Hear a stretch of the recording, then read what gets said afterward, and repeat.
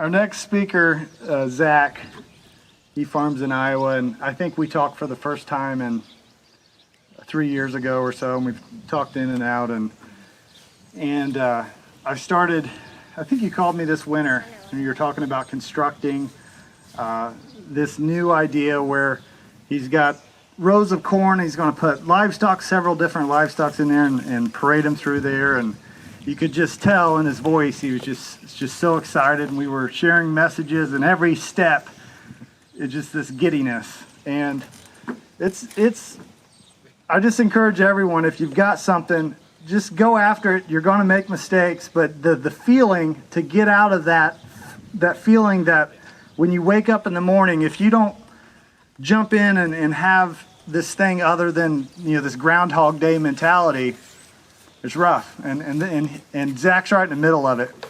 And I brought him here to share it with you. So up next, Zack Smith. So good afternoon. My name is Zack Smith, and I'm a fifth-generation farmer hailing from the hinterlands of northern Iowa. And before I go into my story, I want to kind of build off. Where'd Jason go? Did he go around? Getting around right there. You got to come out because I'm going to talk about you. So the talk about being scared of putting ideas out there is real. I remember the feeling I had when I sent him the DM in March in Twitter and saying, I got an idea and I want to talk to you about it because I think I want to know what you think about it. And I was so scared. It sounds stupid because you see somebody on Twitter, that has his following and his influence, but that fear that he talked about, stepping outside the box, it was just hard for me to even send the DM. Because I was scared. It was a new idea. I didn't know how it was going to be taken or reacted. And he was so great and encouraging. And we had like a 45-minute conversation. It was just, I felt like the weight of the world was off my shoulders after I talked to him. And I just want to recognize, I've been following this dude for 6 years, okay? And I've been doing a lot of the same thing. My partner in this project, we've been doing a lot of the same things for the last decade. But we didn't have the balls to step out onto the internet and for everyone to see it, right? We stood back and we were just kind of doing it on our own. And I was talking to your wife when I was in the house and we were loading the presentation up, and I was like, you don't know how important what your husband is doing for agriculture right now, because he's not just a farmer out here growing corn and beans and putting them in different rows. This dude is a farmer of people and ideas, and he is seeding this stuff, and it is going everywhere. And it's a huge reason why I'm here today. I almost get choked up thinking about it. It's just unbelievable, and I can't say enough how much I appreciate you having me here and giving me the opportunity to speak. And I just like everybody to give his team, Constant Canopy, a round of applause for being badasses and putting themselves out there and taking a chance. Can we give them a round of applause?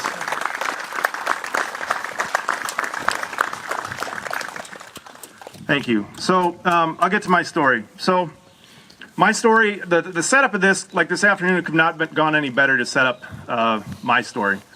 That last thing that we were in with the corn and soybeans with the intercrop, that's what we got. That's what my partners and I got interested in. So I have two other partners in this project called stock cropping that I'm going to talk about. And the problem that we were trying to solve this winter is the same problem we've been looking at for the last 10 years. And how do we do this intercropping thing and get contribution margin from the soybeans that is more than what it is? It's just a constant struggle. And we were going back and forth.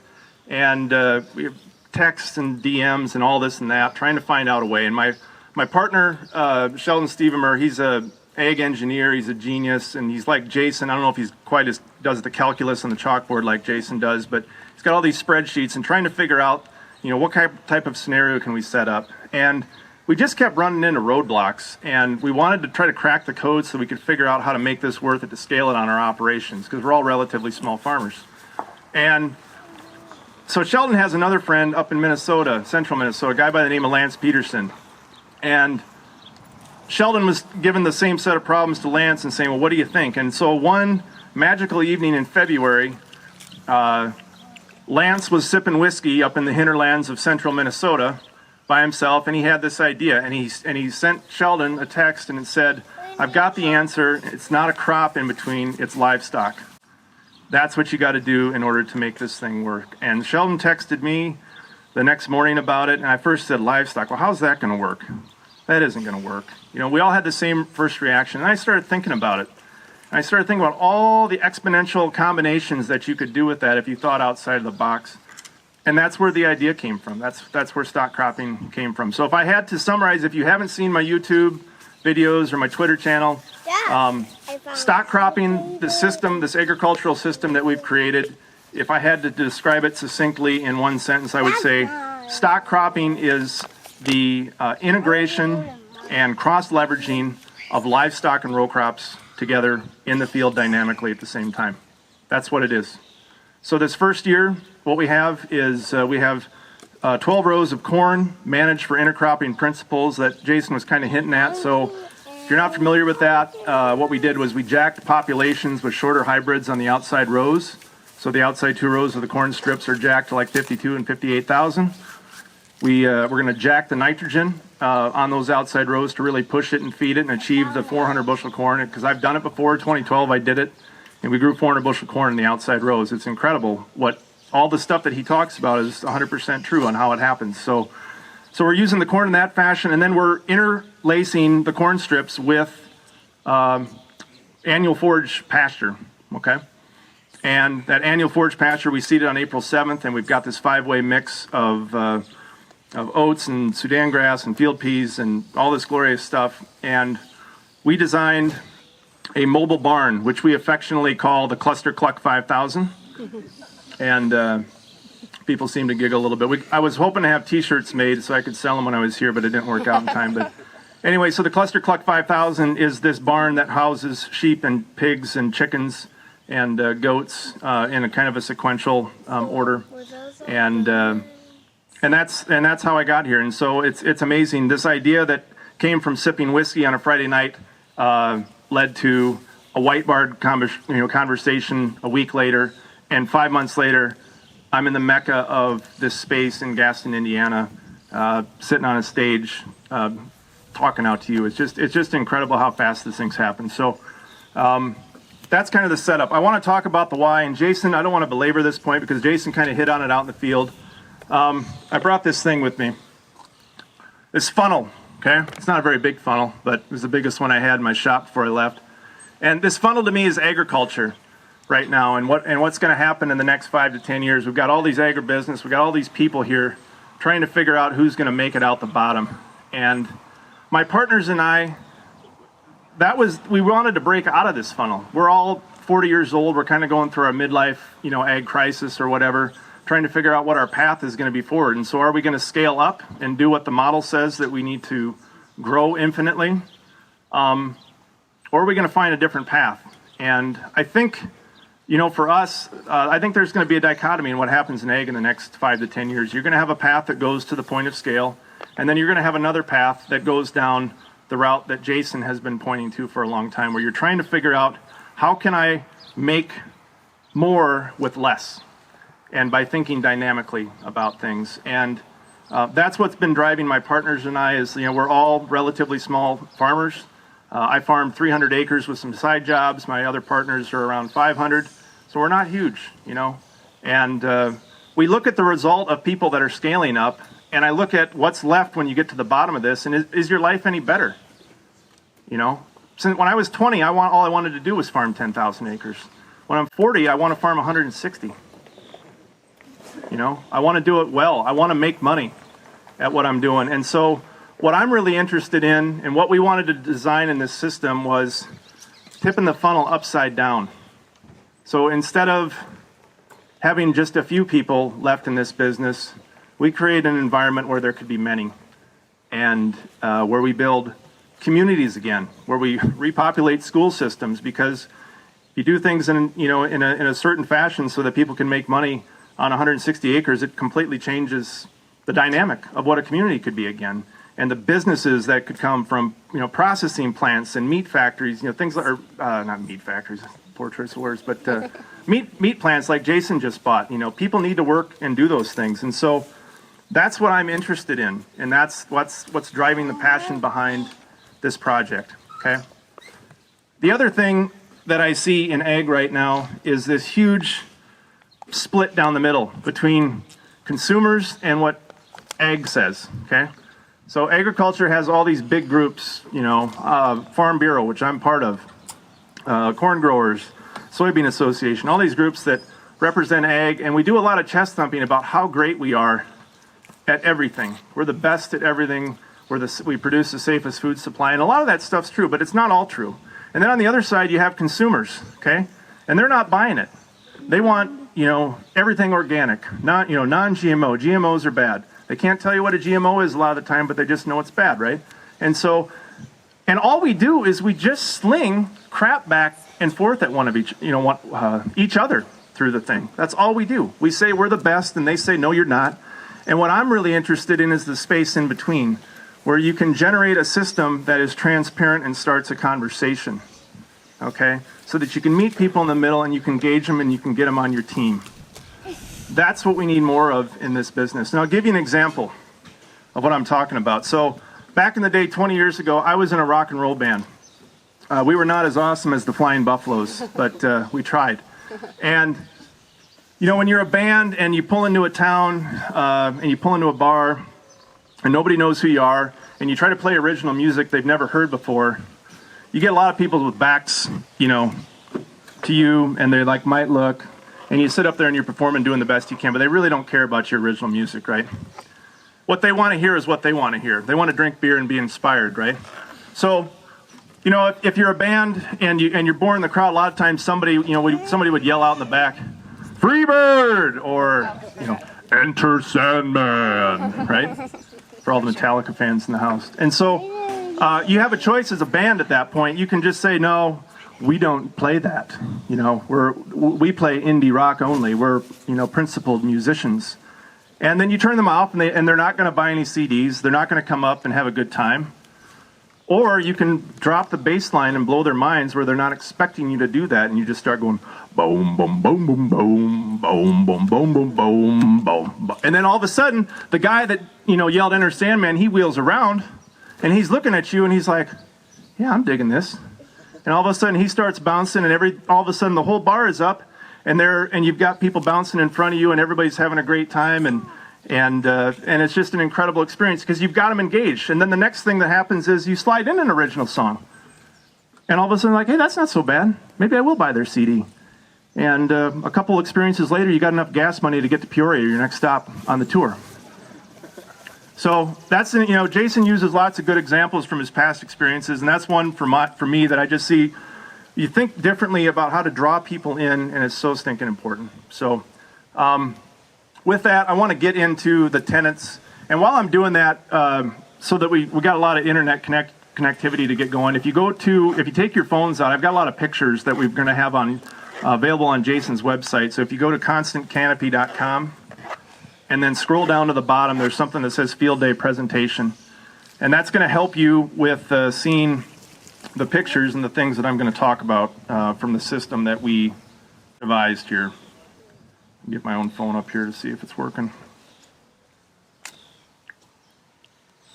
Yeah, it's there. So this system called stock cropping that we've created, we have a couple basic tenets, and that the system is going to adhere to. We're going to have a ton of biodiversity. We're going to have simple complexity. You're going to see these things in the picture. We're going to have really, really interesting manure management. We're going to have multiple species of both ruminant and monogastric animals in their guts and their saliva pouring out into the field and laying a ribbon so that we can rotate and grow corn in the same strip the next year. We want to engage. We want to have a system that engages the community. We want neighbors. We want friends. We want other people to succeed in our local area with this business venture. So there's just a myriad of things that we believe in and we feel strongly in that we want to use to make things better through the use of this system called stock cropping. So. I think, for the sake of time, what I'm going to do is, have people been able to load it up? Is it working? If you scroll down to the bottom and click on Field Day Slideshow, and then there should be a picture that you can scroll right and left. And I'm just going to talk through this the system and the invention that we've come up here with the barn.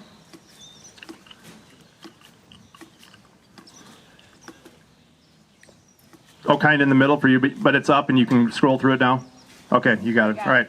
So I'm going to talk. So if you're able to see the first picture, like I said, we've got 12 rows of corn, and then 20 foot of this pasture mix with a tractor that is able to advance through it. So that just kind of gives you a head-on shot of what the system looks like from a head-on.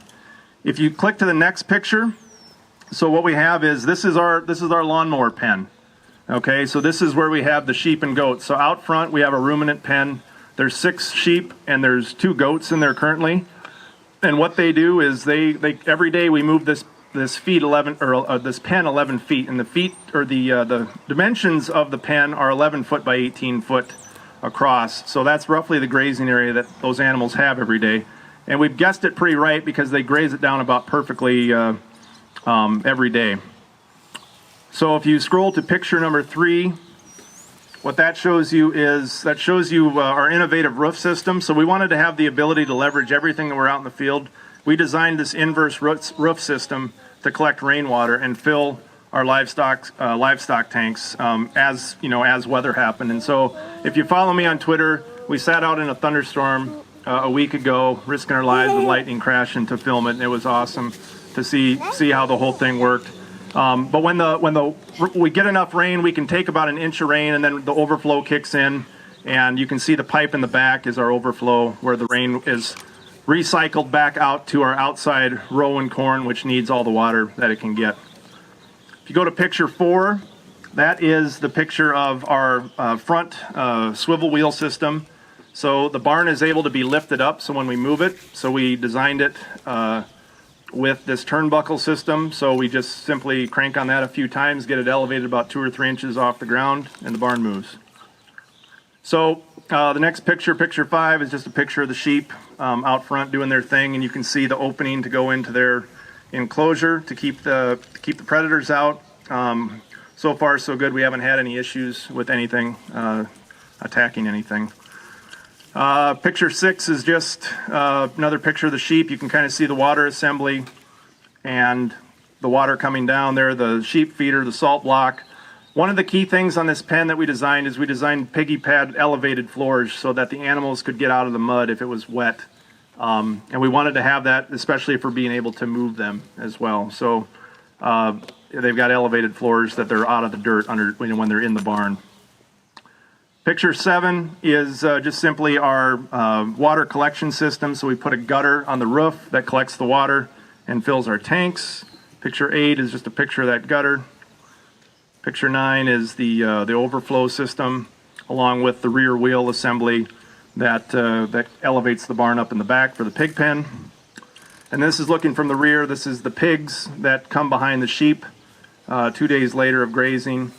And they absolutely love being back there. This pen is on a hinge. It just kind of floats along behind the system. Picture 11 is just another angle of the same, showing the pig pen inside a little bit. Picture 12 is the same thing, pigs in the inside barn. And then, Jason talked about it out at the farm about the chicken tractors and the importance of keeping them 72 hours behind to get to capture the fly larvae. And flies have been a problem so far, so we were really, really glad to get these guys out there and eating these fly larvae to hopefully get them off of our pigs. But so these, for this first year, we wanted to keep things simple. We just made these 2 mobile chicken tractors that trail back behind about 30 feet. And we just move them separately, pick them up by hand, just like Jason did out in the field. And, they're essentially our finishing basket on the system. So we have the lawnmowers up front. We have the pigs that kind of do a little bit of rooting around and crap, out their goodness there.